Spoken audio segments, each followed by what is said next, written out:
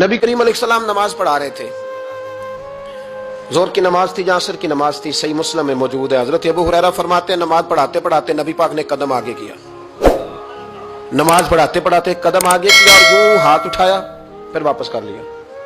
अब नमाज पढ़ के ना तो सलाम फेरा तो सहाबा अर्ज करने लगे या रसूल अल्लाह सल्लल्लाहु अलैहि वसल्लम, वो नमाज में पैर भी आगे किया तो हाथ भी उठाया, तो वजह क्या थी? अब पहला सवाल तो यह है कि आप लोग नमाज पढ़ रहे थे या हुजूर को देख रहे थे?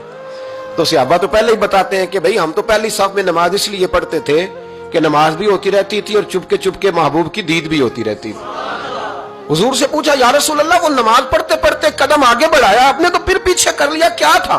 और हाथ उठाया तो फिर आपने नीचे कर लिया। तो नबी करीम फरमाने लगे नमाज पढ़ाते पढ़ाते जब मैंने कहा ना समी अल्लाहु लिमन हमीदा, अचानक मेरी नजर उठी तो जन्नत में चली गई। नजर उठी तो जन्नत में, तेरे लिए 2-4 कदम अर्श बरी है। तो महबूब फरमाते हैं जब मेरी ऊपर नजर गई ना तो मैंने देखा कि अंगूरों का एक खोशा लटक रहा है जन्नत में, तो मैंने हाथ बढ़ाया कि तोड़ लूं। हुजूर खड़े हैं मस्जिद नबवी में और फरमाते हैं कि मैं यहां खड़े होकर हाथ ऊंचा करूं तो मेरा जन्नत तक पहुंच जाता है।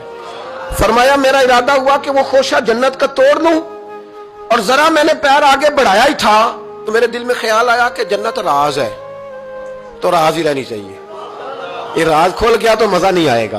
तो मैंने फिर वो हाथ वापस कर लिया। सहाबा कहते हैं जब नबी करीम ने ये बयान किया तो हमारे चेहरे ने तजस्सुस से खेल उठे, तजस्सुस से। हम कोई बात और भी सुनना चाहते थे तो महबूब फरमाने लगे अगर मैं वो खोशा तोड़ के ले आता और तुम्हें दे देता, तुम कयामत तक भी खाते रहते तो तुमसे खत्म नहीं होना था।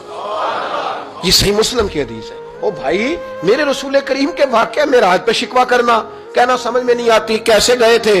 तो तू जो चाहे तो हर शब हो मिसाले शब असरा, इसलिए कि तेरे लिए 2-4 कदम